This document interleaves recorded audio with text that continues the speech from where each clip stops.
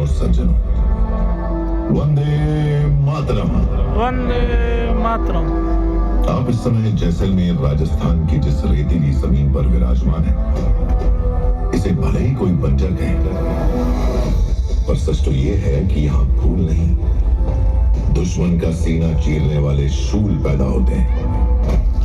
इस सरजमी को देश की आजादी और पवित्रता के लिए हर दौर में योद्धाओं ने अपने खून से सींचा है।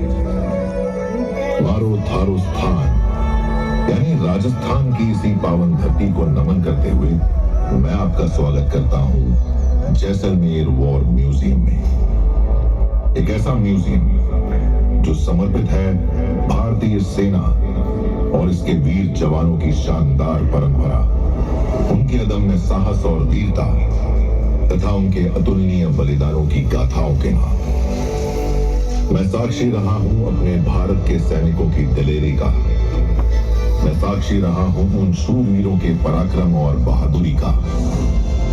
उनके मन में उपजे एहसास मानो मेरे ही एहसास बन जाते हैं। मैं वहीं पास होता हूं जब वो दुश्मन के सामने निडर तन जाते हैं। तो मैं एक इन्फेंट्री राइफल का संगीन हूं, यानी बेनट हूं।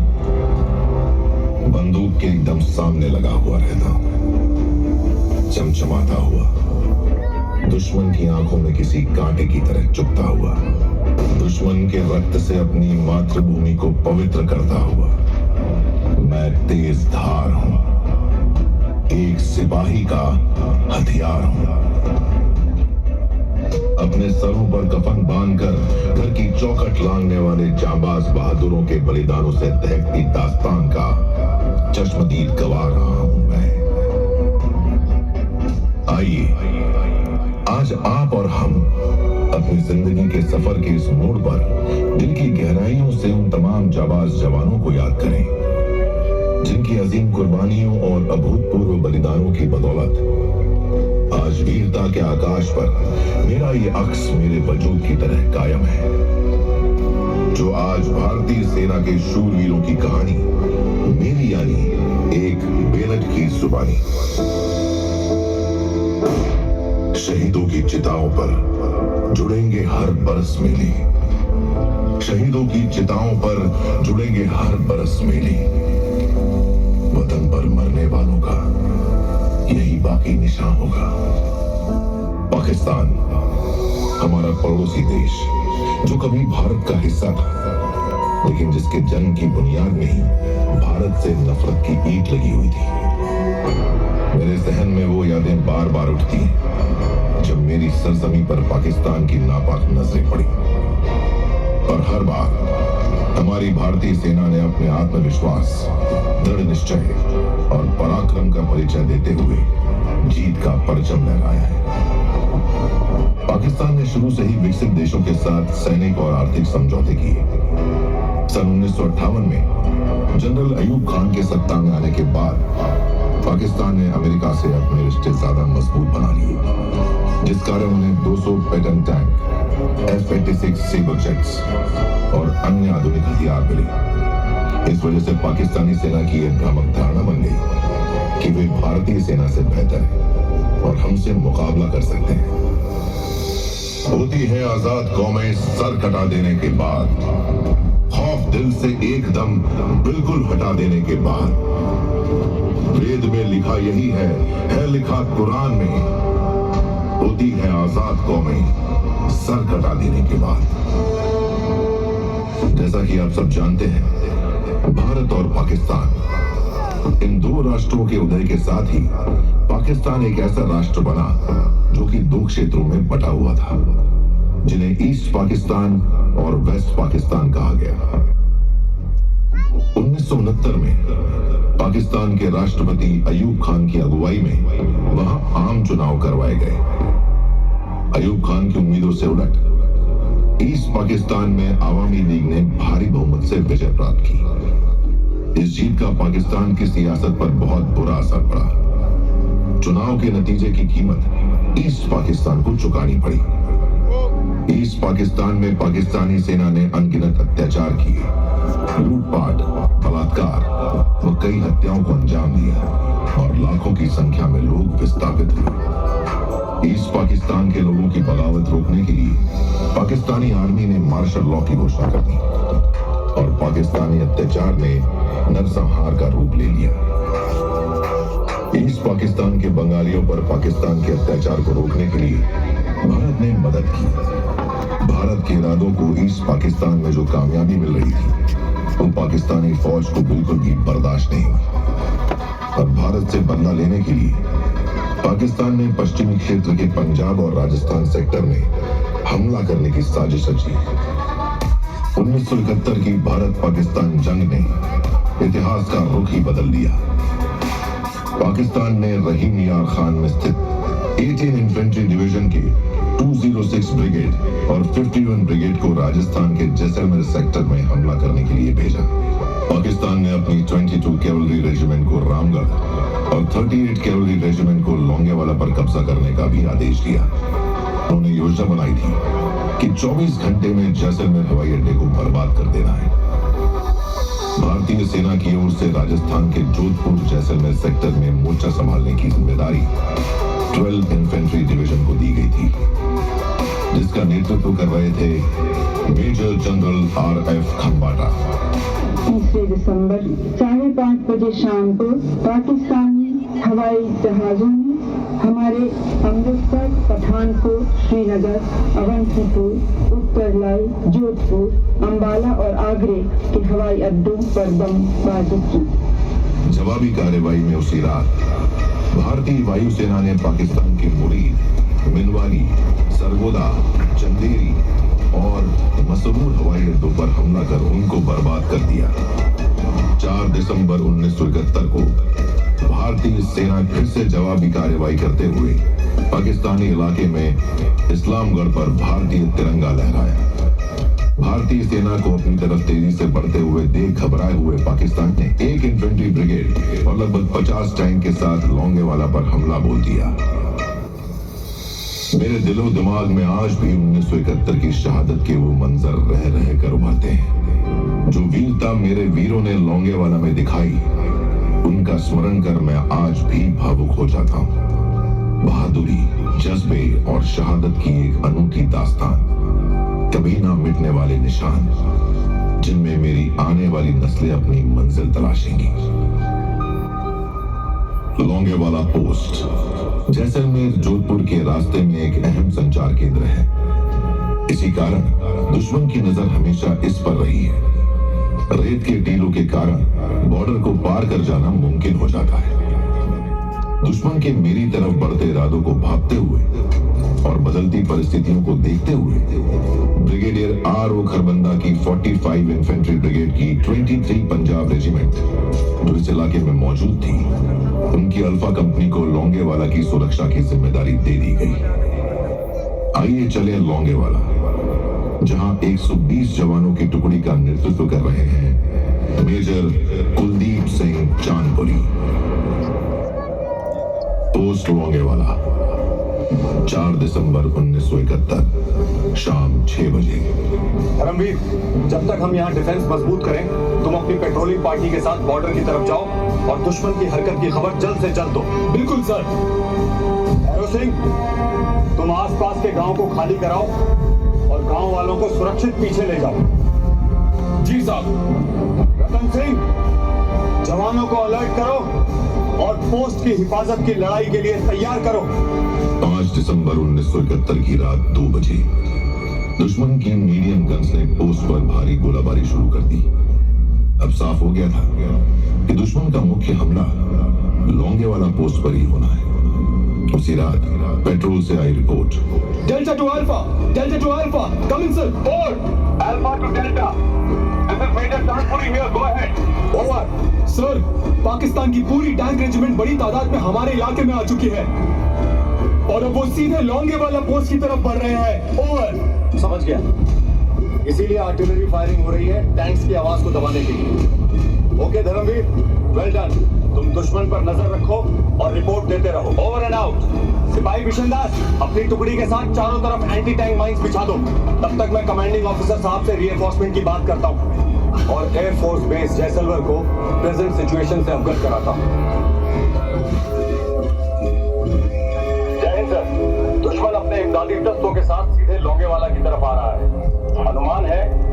दुश्मन लगभग 1 इन्फेंट्री ब्रिगेड में और 3 से 4 आर्मर्ड स्क्वाड्रन के साथ लॉन्गे वाला पोस्ट पे हमला करेगा।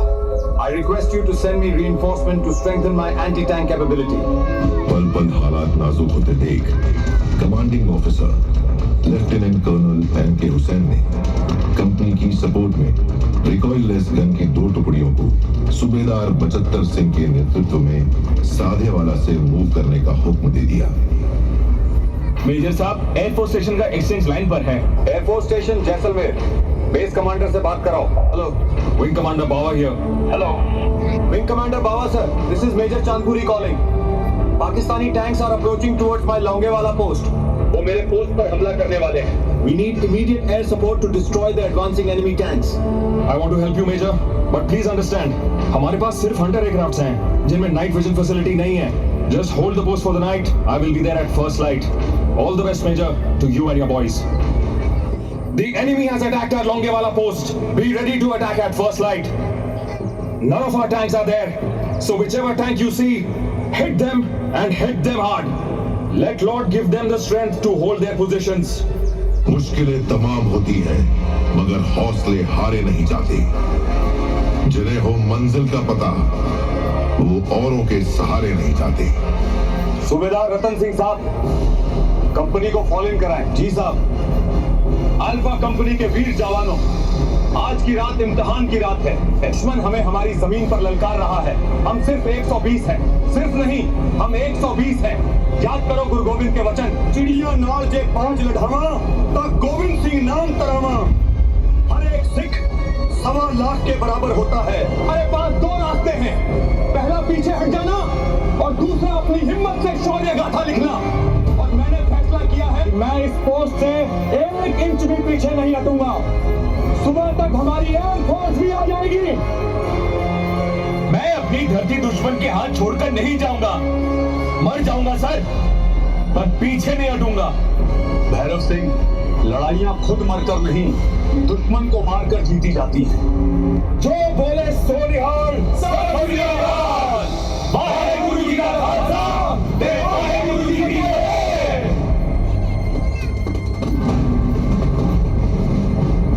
जब तक मैं ना कहूं कोई फायरिंग नहीं करेगा। आने दो दुश्मनों को और थोड़ा नजदीक। हम लोगों ने माइंस किस लिए बिछा रखी हैं? जोर का धमाका हुआ, एक के बाद एक कई धमाके हुए। कंपनी पोस्ट के पास आते ही माइनफील्ड से अनजान और आत्मविश्वास में अंधे हो चुके पाकिस्तानी कमांडर को पहला झटका लगा। एंटी टैंक माइनफील्ड ने पहला शिकार एक पाकिस्तानी टैंक को बनाया, जिसमें वो टैंक बर्बाद हो गया। इस सफलता के बाद सिपाहियों के हमलों को रोकने का काम कंपनी के एमएमजी पोस्ट पर तैनात सिपाही जगजीत सिंह ने बखूबी किया और आमने सामने की घमासान लड़ाई में दुश्मन के इरादों को नाकाम करते हुए सिपाही जगजीत सिंह को वीर गति प्राप्त हुई और उनके सर्वोच्च बलिदान के लिए उन्हें वीर चक्र से सम्मानित किया गया। सूबेदार बचत्तर सिंह के नेतृत्व में हमारी 2 रिकॉइललेस गन जीप ने सूझबूझ और अद्भुत रण कौशल का परिचय देते हुए दुश्मन की पूरी टैंक रेजिमेंट को रात भर रोक कर रखा और एंटी टैंक कार्रवाई में दुश्मन के टैंकों को बर्बाद कर दिया। मेजर साहब, पाकिस्तानी पेट्रोल का एक सिपाही हमारी पोस्ट की जानकारी पाने की कोशिश कर रहा था, लेकिन हमने उसे पकड़ लिया है। शाबाश, अब हम उससे पाकिस्तान सेना का प्लान पता कर सकते हैं। अपनी फौज का प्लान बता। मैं तो छोटा सिपाही हूं हुजूर, प्लान तो बड़े अफसरों का है। उन्होंने कहा था सुबह का नाश्ता जैसलमेर में करेंगे, दोपहर का खाना जोधपुर में करेंगे और रात का दिल्ली में। दिल्ली और जोधपुर तो बहुत दूर की बात है, पहले लौंगेवाला पार करके दिखाओ। कर्नल आलम खान, आपके टैंक आगे क्यों नहीं बढ़ रहे हैं? जनाब, हिंदुस्तानी फौज ने कंपनी के आगे एंटी टैंक माइनफील्ड बिछा रखी है। इनके जोश को देखकर ऐसा लगता है यहाँ कंपनी नहीं, हमसे बड़ी बटालियन है। हम आगे नहीं बढ़ पा रहे हैं। सुबह के 5 बजे राणाउतार की एडवांस लैंडिंग ग्राउंड से आर्टिलरी के मेजर आत्मा सिंह और कैप्टन सांगा ने अपने कृषक विमान से मुश्किल परिस्थितियों में उड़ान भरी और दुश्मन की हर हरकत पर अपनी नजर रखते हुए एयर ऑपरेटिंग पोस्ट ने एयरफोर्स स्टेशन जैसलमेर को ग्राउंड टारगेट की जानकारी दी। मेजर चांदपुरी, मेरे हंटर्स जैसलमेर से उड़ान भर चुके हैं और वो कुछ ही मिनटों में दुश्मन के टैंकों को डिस्ट्रॉय करने के लिए वहां पहुंच जाएंगे। सूरज की पहली किरण के आसमान को चूमते ही भारतीय वायुसेना की गरज की ललकार दूर से ही सुनाई पड़ी। पाकिस्तानी टैंक्स हमारी भारतीय वायुसेना के फाइटर जहाजों के लिए महज एक मामूली टारगेट की तरह प्रतीत हुई। इस लड़ाई में भारतीय वायुसेना की हंटर स्क्वाड्रन ने लगातार सॉर्टी से दुश्मन के 40 से ज्यादा टैंक्स नष्ट कर दिए। सुबह के 10:30 बजे भारी तबाही के बाद भी पाकिस्तान लोंगेवाला पर कब्जा करने का ख्वाब देख रहा था और अपनी साजिश के तहत उसने अब दक्षिण की तरफ से लोंगेवाला पोस्ट पर फिर से हमला कर दिया। ऐसा कर उसने अपनी मौत बुला ली। लोंगेवाला पोस्ट की सुरक्षा की जिम्मेदारी अब लेफ्टिनेंट कर्नल A.S. गरेवाल की कमांड वाली 17 राजपुताना राइफल्स की डेल्टा कंपनी, 20 लांसर्स की ट्रूप और 170 फील्ड रेजिमेंट के आर्टिलरी से रीइंफोर्स कर दी गई। 20 लांसर्स के ट्रूप लीडर दफेदार हरबीर सिंह ने यहां अपनी जान की परवाह न करते हुए अकेले ही दुश्मन के 2 टैंकों को बर्बाद कर उनका मनोबल तोड़ दिया।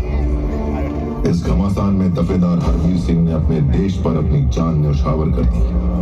जंग के मैदान में उच्चतम वीरता प्रदर्शित करने हेतु उन्हें मरणोपरांत वीर चक्र से सम्मानित किया गया। सीमा पर जो हंसते हंसते प्राण लुटा देते हैं, अपने लहू से तिरंगे को और सजा देते हैं, शौर्य उनका ही राष्ट्र का सबसे बड़ा अभिमान है। वो ही अमर कथा है, वो ही हिंदुस्तान है। 1971 की लोंगेवाला की लड़ाई में पाकिस्तान को भारी नुकसान पहुंचा। हमने दुश्मन के तमाम टैंकों और हथियारों को बर्बाद कर उसकी कमर पूरी तरह तोड़ दी और अब दुश्मन की बची हुई ताकत को पूरी तरह खत्म करने का काम BP 638 के एरिया में 30 इन्फेंट्री ब्रिगेड के कमांड में 13 कुमाऊं और 6 इंडिपेंडेंट आर्मर्ड स्क्वाड्रन को दिया गया। भारतीय सेना के इस हमले से बुरी तरह घबराकर पाकिस्तानी सेना की आर्टिलरी ने अंधाधुंध गोले बरसाने शुरू कर दिए, लेकिन हिंदुस्तान की 6 इंडिपेंडेंट आर्मर्ड स्क्वाड्रन ने दुश्मन को भारी नुकसान पहुंचाया और 13 कुमाऊं ने लगातार हमले जारी रखे। इसके साथ 168 फील्ड रेजिमेंट ने BP 638 के बंकरों में छुपे पाकिस्तानियों पर सटीक गोले बरसाए और दुश्मन के हौसले पस्त कर दिए। 13 कुमाऊं के डेल्टा कंपनी के नेतृत्व के लिए मेजर DS शेखावत को सेना मेडल प्रदान किया गया। वीरता पूर्वक सफल नेतृत्व करने वाले मेजर RD लॉ को वीर चक्र से सम्मानित किया गया। लेफ्टिनेंट भड़बरे और नायब रिसालदार जैन सिंह ने स्क्वाड्रन की शौर्य गाथा में अपनी शहादत से ऐतिहासिक पन्ने जोड़ दिए। कैप्टन GS बाजवा के साथ रेडियो ऑपरेटर लांस नायक टेकराम को ट्रूप के साथ टैंक के ऊपर खड़े होकर अपने गन से दुश्मन पर गोलियों की बौछार करने और साथ ही आर्टिलरी फायर को सही दिशा देने के लिए वीर चक्र से सम्मानित किया गया। भारतीय सेना और वायुसेना के मजबूत अटैक ने दुश्मन को इतना झकझोर दिया था कि दूर दूर तक अगर कुछ दिखता था तो बर्बाद पाकिस्तानी टैंक्स, वापस भाग रहे पाकिस्तानी सेना के कदमों के निशान और बर्बाद टैंकों के ऊपर खुशी से नाचते मेरे जाबाज सैनिक। विकट परिस्थितियों में एक छोटी सी फौजी टुकड़ी ने दुश्मन को जितना नुकसान पहुंचाया था उतना शायद ही किसी और लड़ाई में पहुंचाया होगा। मेजर कुलदीप सिंह चांदपुरी, जो बाद में ब्रिगेडियर बने, उन्हें देश के दूसरे सर्वोच्च युद्ध पदक महावीर चक्र से सम्मानित किया गया।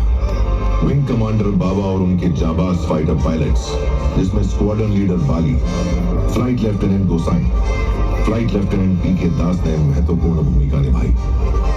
इस टीम ने आसमान में वीरता का परचम लहराया। इस कार्यवाही में भारतीय वायुसेना के पायलटों और सेना के एयर ऑपरेटिंग पोस्ट के अधिकारियों को वीर चक्र और सेना मेडल से नवाजा गया। भारतीय वायुसेना की हंटर स्क्वाड्रन के इस उल्लेखनीय योगदान की मेजर जनरल RF खंबाटा ने प्रशंसा भी की और इस तरह लोंगेवाला की ये लड़ाई भारत के सैन्य इतिहास में एक अमर और यशस्वी विजयी गाथा बन गई। 16 दिसंबर 1971 को भारत पाक युद्ध की समाप्ति की घोषणा की गई। ढाका में 93,000 पाकिस्तानी सैनिकों ने हमारे परचम के आगे घुटने टेक दिए और Pakistani lieutenant general AAK Niazi ने लेफ्टिनेंट जनरल JS अरोरा के सामने आत्मसमर्पण दस्तावेज पर हस्ताक्षर किए। इस युद्ध के दौरान भारतीय सेना के 11,880 जाबाज ऑफिसर्स JCOs व जवानों ने अपनी शहादत दी। पाकिस्तानी सेना के लगभग 32,000 सैनिक या तो युद्ध में मारे गए या बुरी तरह जख्मी हो गए या लापता हो गए। कहते हैं वक्त की परवाज लंबी होती है। 1971 का वक्त एक ऐसा पड़ाव साबित हुआ जिसने इतिहास का रुख ही बदल दिया। जो मुल्क हमें तोड़ने के मंसूबे बना रहा था वो खुद ही दो हिस्सों में तकसीम हो गया।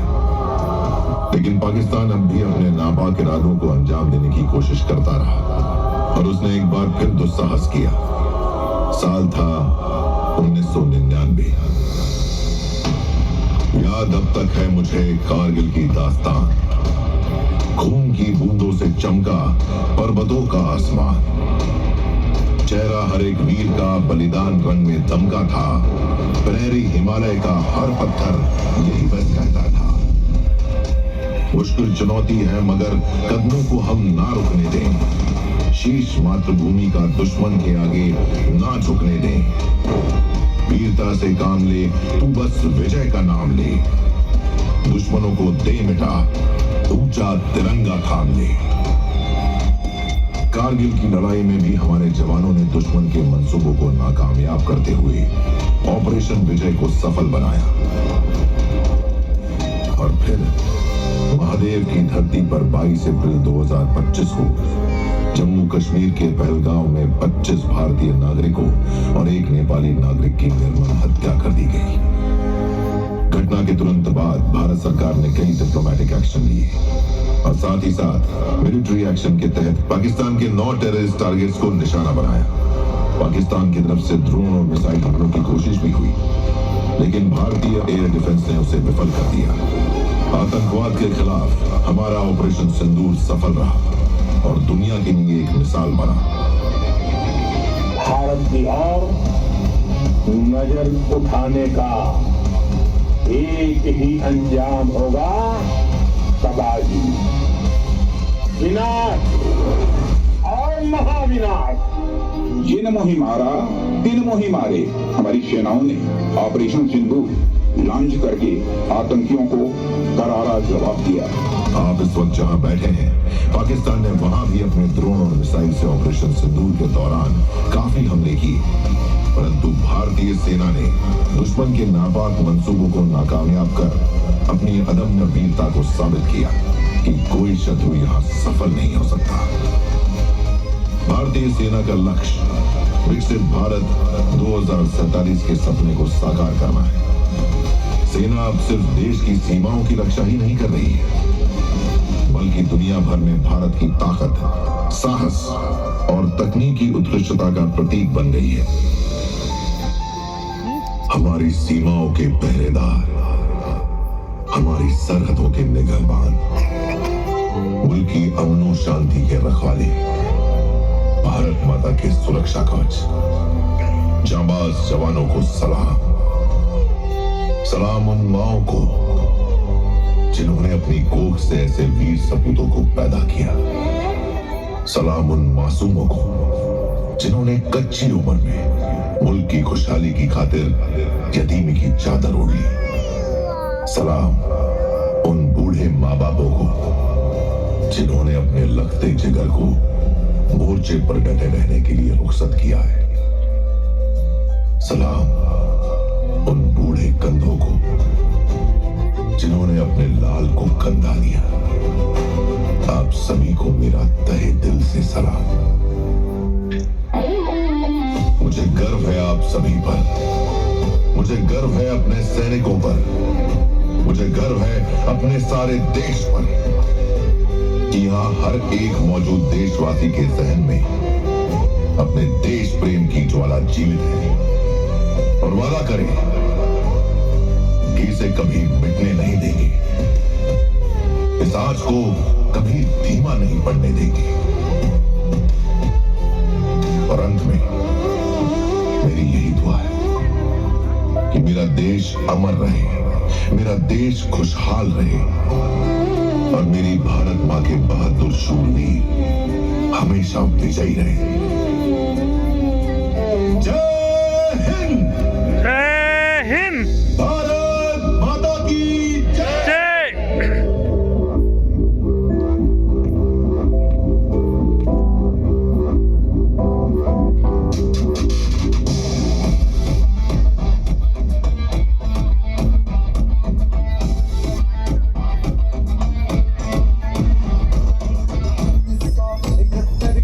विजय की गौरव गाथा है, हर भारतवासी का देखो गर्व से ऊंचा माथा है। भारत ने मानवता की रक्षा के लिए ही युद्ध किया, पाकिस्तान के अत्याचारों से ढाका को मुक्त किया। दुश्मन दोनों तरफ से हम पे लगा रहा था घात, सभी मोर्चों पर दुश्मन ने हमसे खाई मार। जय जय भारत की सेना, जय जय भारत की सेना, जय जय भारत की सेना, जय जय भारत की सेना, जय जय भारत की सेना, जय जय भारत की सेना, जय जय भारत की सेना, जय जय भारत की सेना।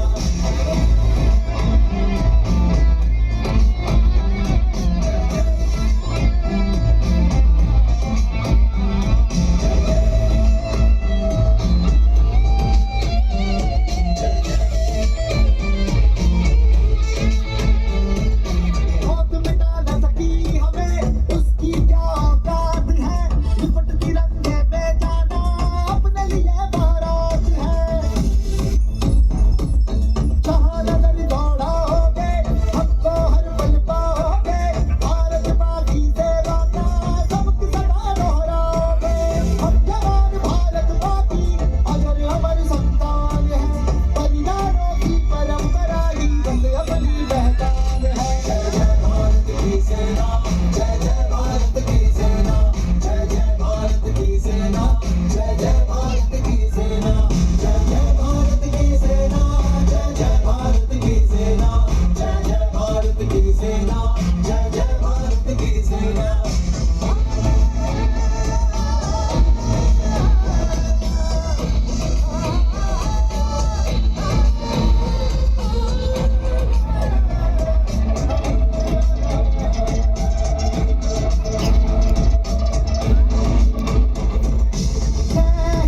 ही अपनी हर धड़कन की आवाज है, मातृभूमि पर मिटना ही जीने का अंदाज है। युवा पीढ़ी की आंखों में हम साहस बनकर आएंगे, मातृभूमि है स्वर्ग से बढ़कर यह संदेश सुनाएंगे। मातृभूमि की सेवा करना बस अपना अरमान है, देश में न्याछावर होना ही सर्वश्रेष्ठ अंजाम है। जय जय भारत की सेना, जय जय भारत की सेना, जय जय भारत की सेना, जय जय भारत की सेना, जय जय भारत की सेना, जय जय भारत की सेना, जय जय भारत की सेना, जय जय भारत की सेना, जय जय भारत की सेना, जय जय भारत की सेना, जय जय। Ladies and gentlemen, I request you all to please rise for the national anthem.